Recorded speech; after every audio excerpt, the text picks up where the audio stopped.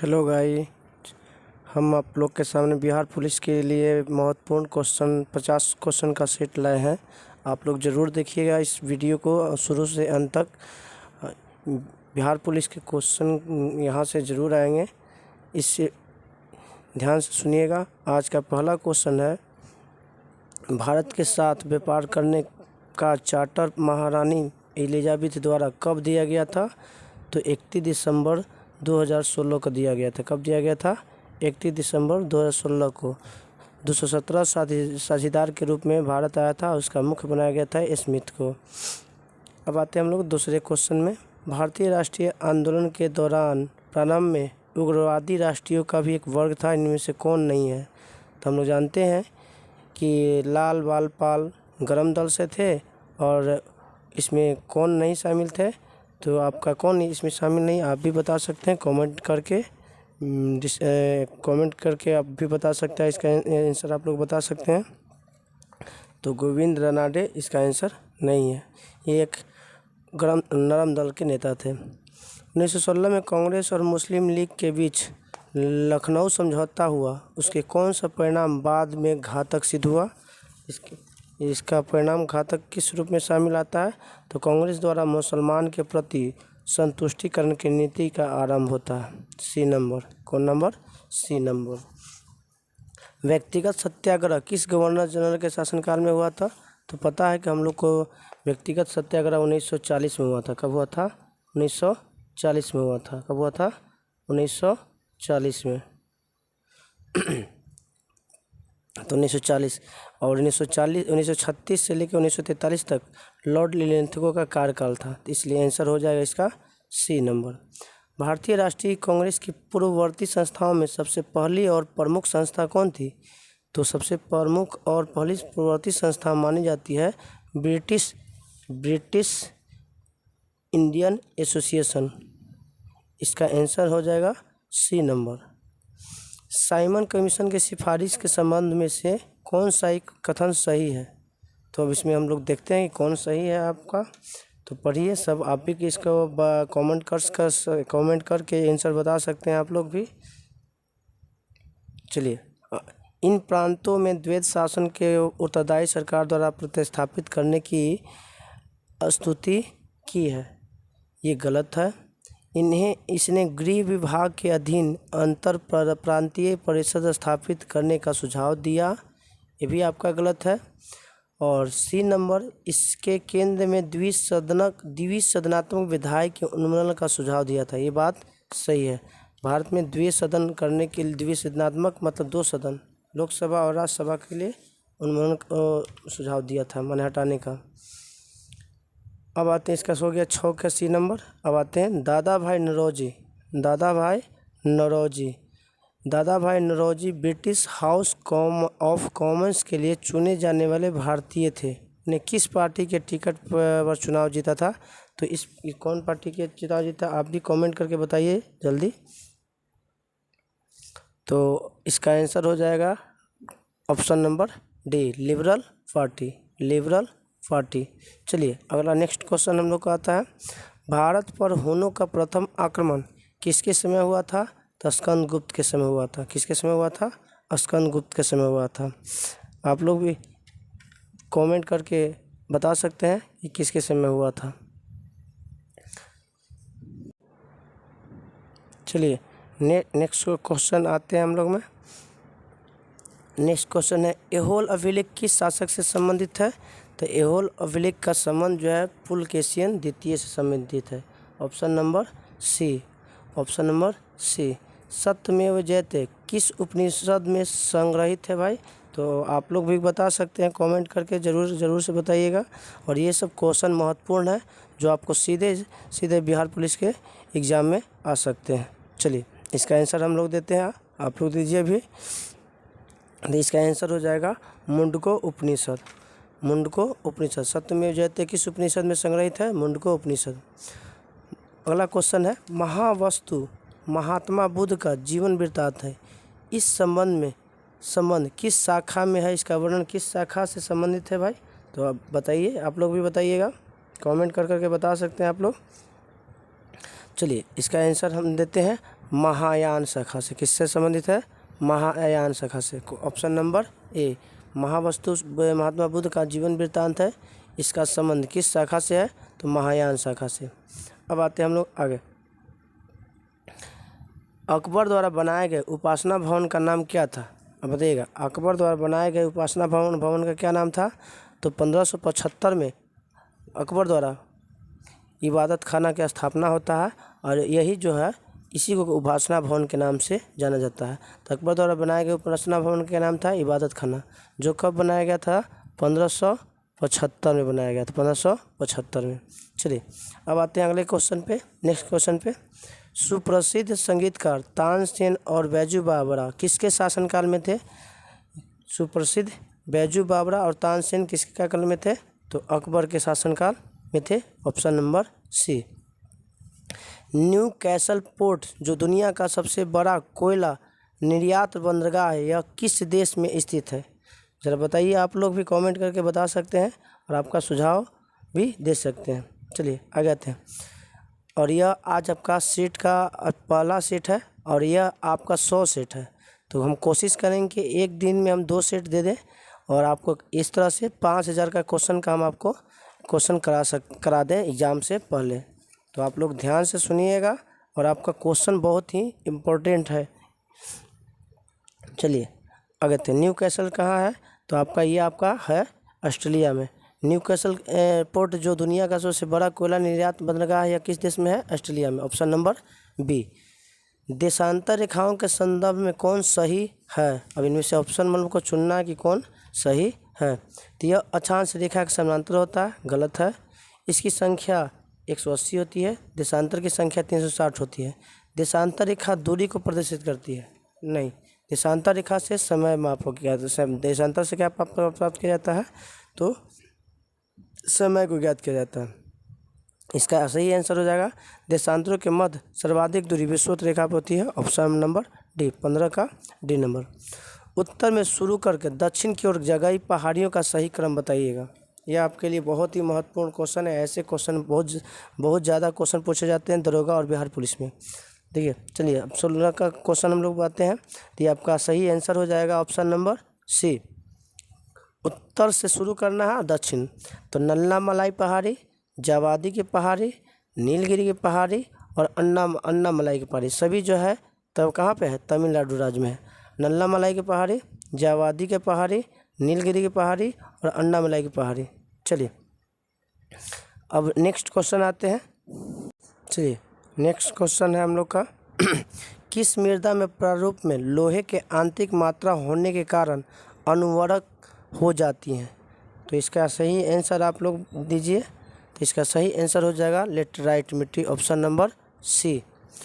प्रकाश के संबंध में कौन सा कथन सत्य है?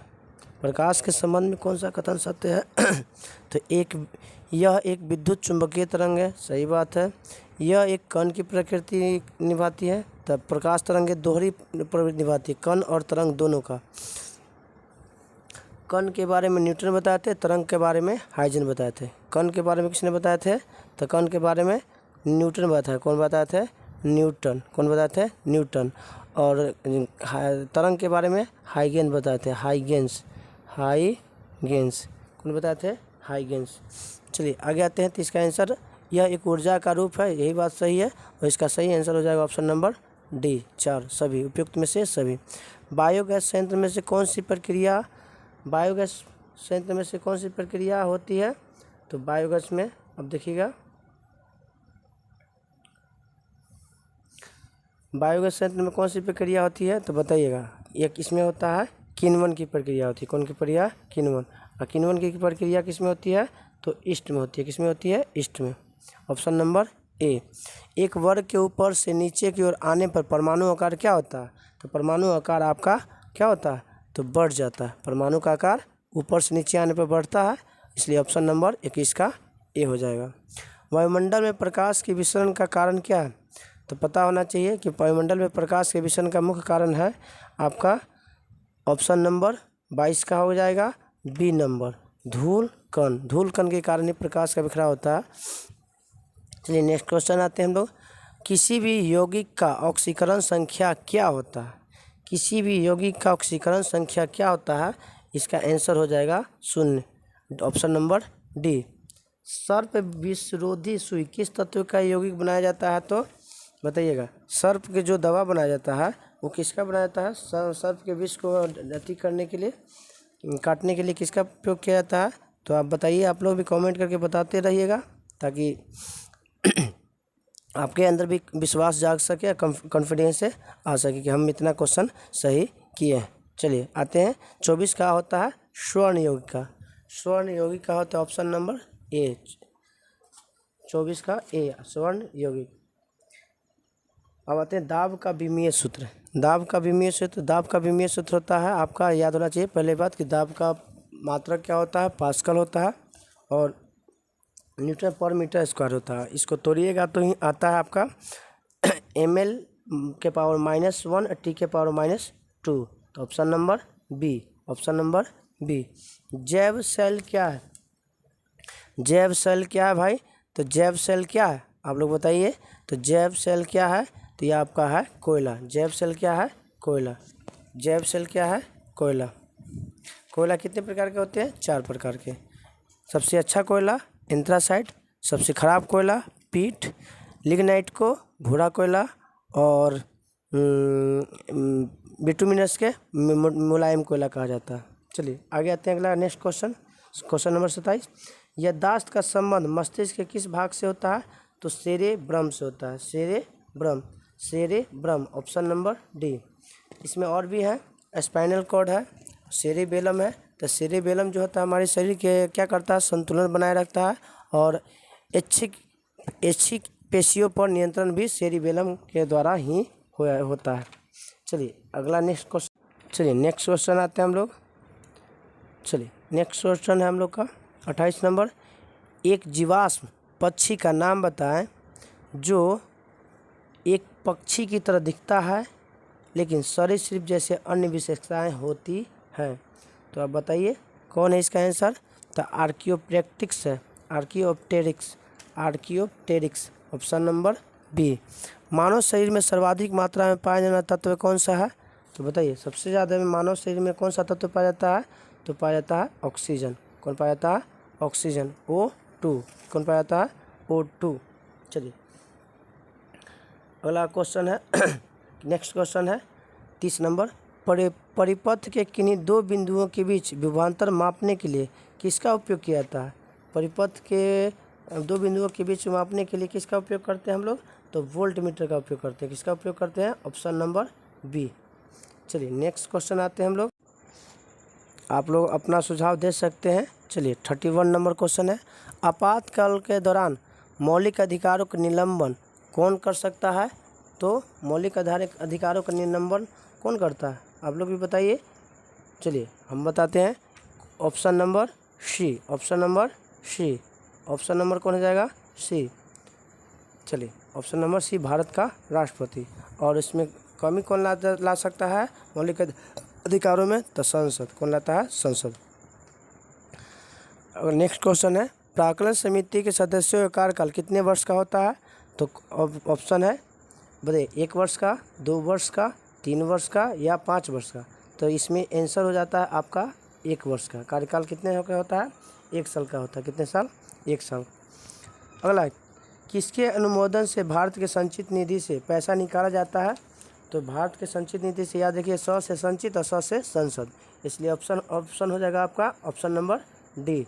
भारत की संसद के अनुमोदन से ही भारत के संचित निधि से ऑपरेशन निकाला जाता है। आकस्मिक निधि से निकाला जाता है राष्ट्रपति के अनुमोदन से। भारतीय संविधान में विधि के समक्ष समता किस देश से शामिल लिया गया? समता का अधिकार लिया गया आपका ब्रिटेन से। समता का अधिकार कहाँ से लिया गया? ब्रिटेन के संविधान से, ऑप्शन नंबर डी। संविधान संशोधन की प्रक्रिया किस भाग में है? तो भाग सबको पता होगा कि भाग कौन से भाग में है। देखते हैं, देखिए आप लोग भी आंसर बता, चलिए आंसर बताइएगा।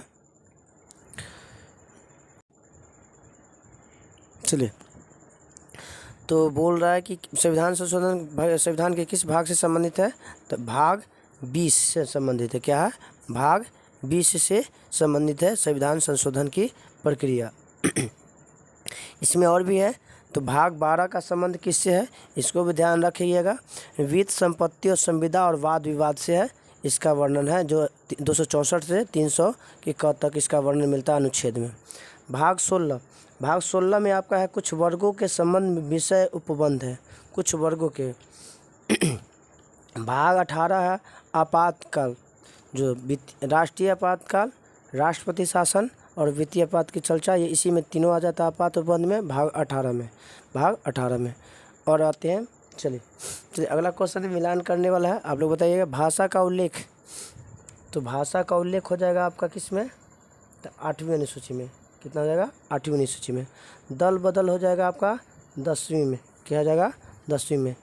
73वां संविधान संशोधन का संबंध किससे है, तो 73वां संविधान संशोधन का संबंध है आपका भूमि अधिग्रहण से। और भूमि सुधार अधिनियम का 11वां अनुसूची से संबंधित हो गया, और भूमि सुधार अधिनियम का संबंध हो गया और 9वीं अनुसूची से। तो भाषा का उल्लेख हो गया आपका क्या हुआ, तब 8वीं अनुसूची से। दल बदल हो गया 10वीं अनुसूची से, और 73वां संविधान संशोधन 11वीं अनुसूची से है। भूमि सुधार जो संशोधन हुआ था वो है 9वीं। जो भारत में पहला संविधान संशोधन हुआ था वो 9वीं हुआ था, फर्स्ट संविधान संशोधन जो 1951 में किया गया था। कब हुआ था पहला संविधान संशोधन, तो 1951 में किया गया था। कब किया गया था, 1951 में। चलिए अब नेक्स्ट क्वेश्चन आते हैं हम लोग।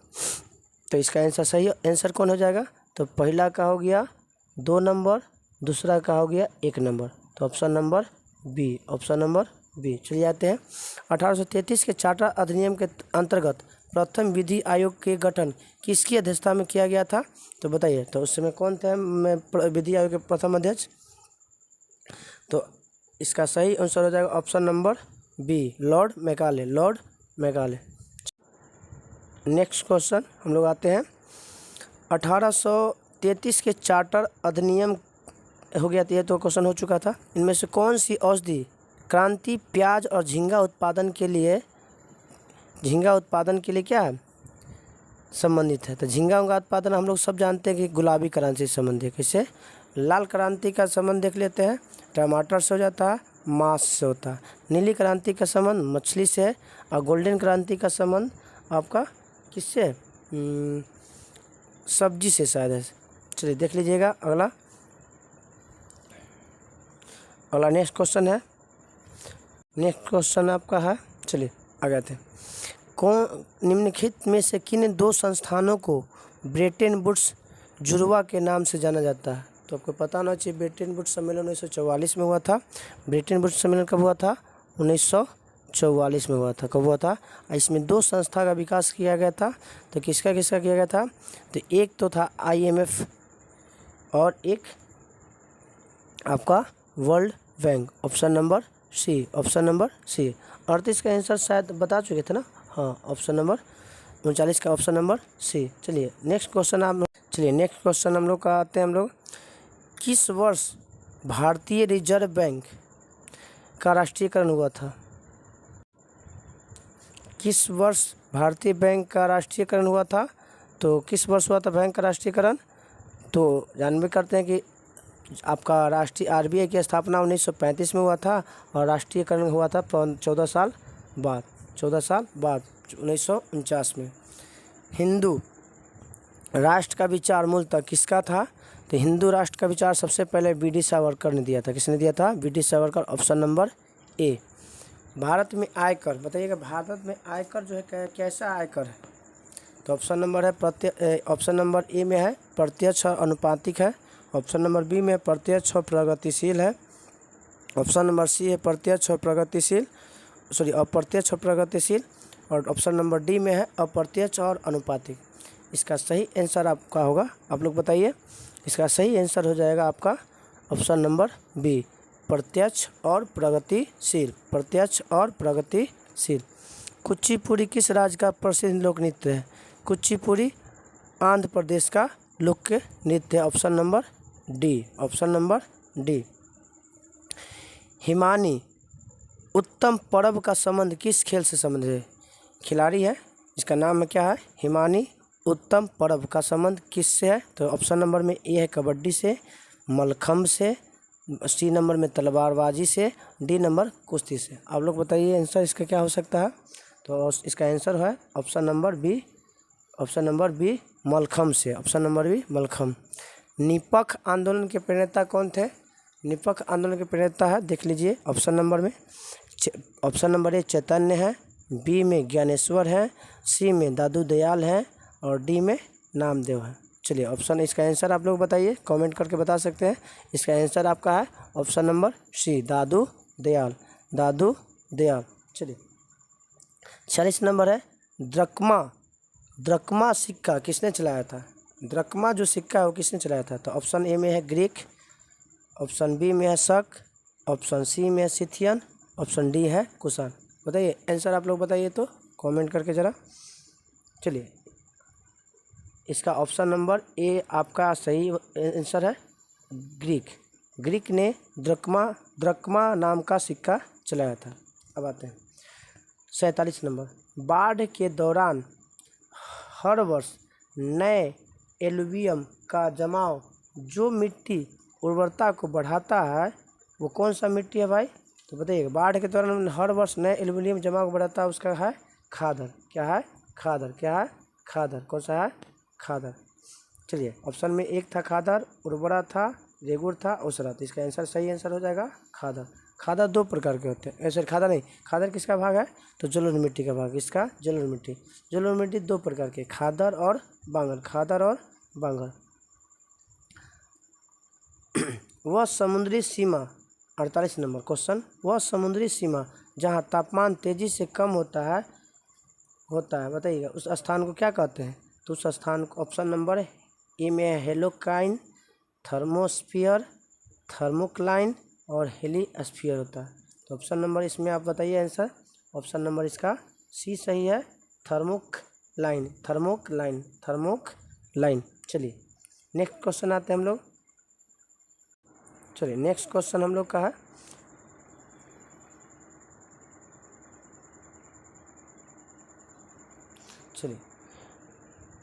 बेसल मापदंड का संबंधित है किससे। तो पहले हम लोग जानते हैं कि बेसल मापदंड का संबंध किससे है। तो ऑप्शन नंबर ए में है बैंकिंग क्षेत्र से, और बी में है कर से, सी में है पूंजी बाजार से और डी में है बीमा क्षेत्र से।